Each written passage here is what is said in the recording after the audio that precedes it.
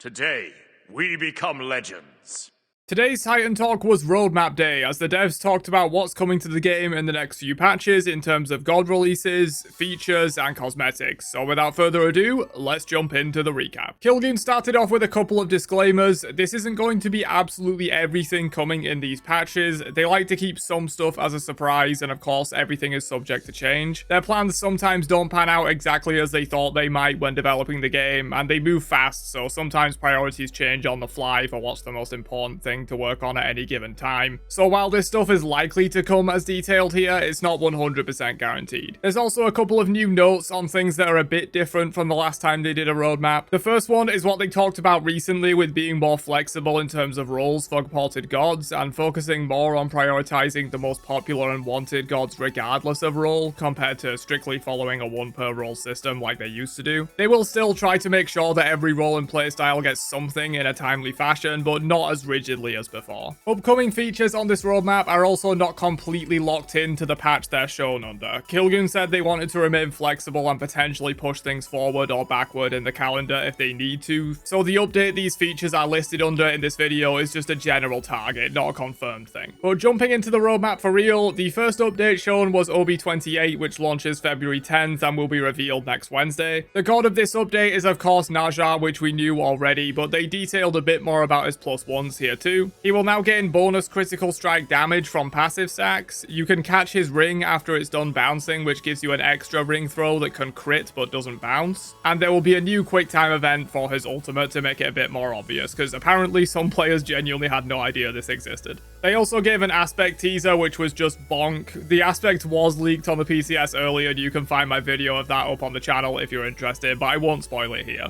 Next up for OB28 though, there will be co-op jungle practice now as a custom match, so you can go in and test with friends if you want to. There will also be some additional features to jungle practice as well, such as being able to spawn bots with actual AI that will fight and walk around rather than just stand still. Discordia and Daji will be the next two travelers for the Reign of the Archfiend event in OB28, and there will also be Valentine's Day content with seasonal supporter store bundles and an Athena skin chest. And of course more stuff coming in this update as well, and the usual balance changes. Moving on though, next up is OB29, which will be launching February 24th, and the god for this update will be Morgan Le Fay, which Kilgoon said was one of the gods that surprised them the most from the god survey that they did compared to other data they had beforehand. So everyone who voted in this survey has really changed their priorities on bringing her this soon, which is a big W. Kilgoon mentioned later on in the show in response to a question that they were kind of targeting maybe towards the end of this year for Morgan Le Fay prior to the survey, but her score on that survey really pushed her up a lot to being a priority. As for the +1s, they will be cleaning up the passive loop to encourage cycling through abilities more instead of just staying on 4 or 5 runes. For the aspect, they simply said Morgan Le Fay has a sword for a reason, which to me sounds very much like they will be making her melee, so probably an assassin/warrior aspect for her, which sounds dope. For the rest of the update, there will also be multi-queue 2.0. Kilgoon said multi-queue has already been a noticeable improvement in matchmaking for them, especially in low population regions, even with the smaller number of people currently choosing multi-queue due to the restrictions. So they do want to expand that system in this update. This will allow you to select your queues like in Smite 1. Kilgoon also talked about making it so low population regions are defaulted to multi-queue so that they can actually get queues to pop when they otherwise wouldn't, which hopefully should grow the population in those regions and allow them to reinstate normal queues at some point, because queues not popping at all in low population regions is very discouraging to the people in those regions from even trying to play in the first place, which just exacerbates the issue. So if they can force multi-queue on those regions and actually get queues to pop, they could maybe get more people playing and then go back to normal.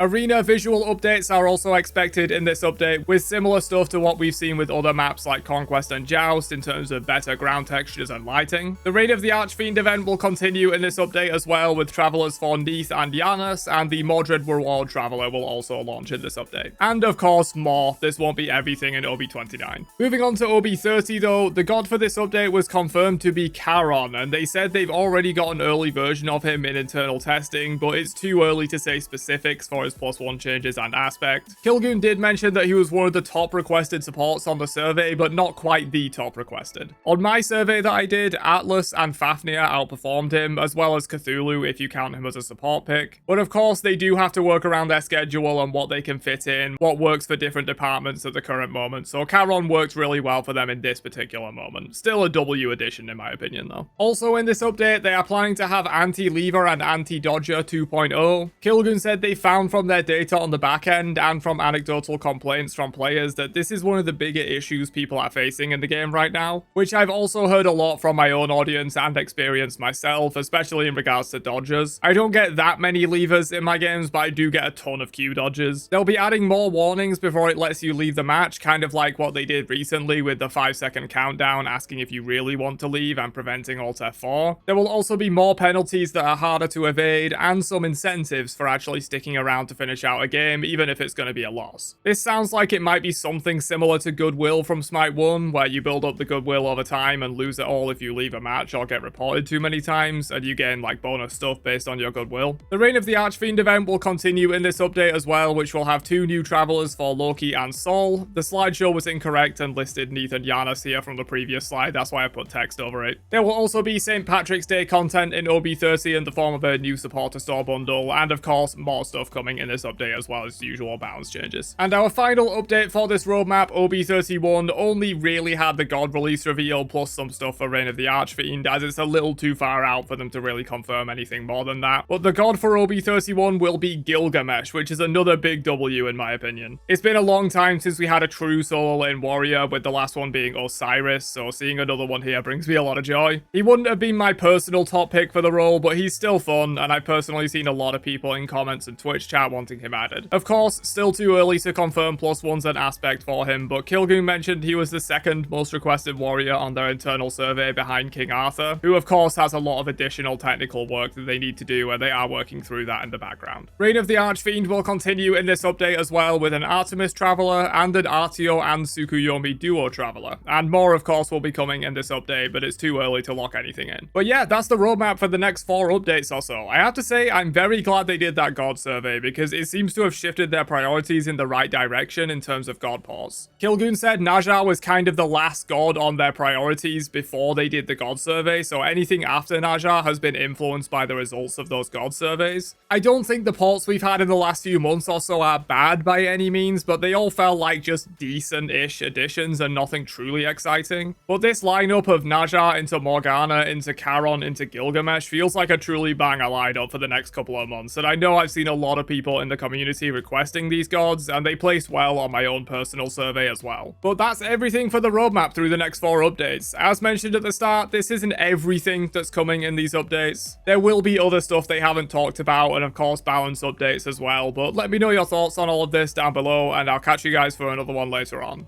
Have a great day, and peace out, you nerds.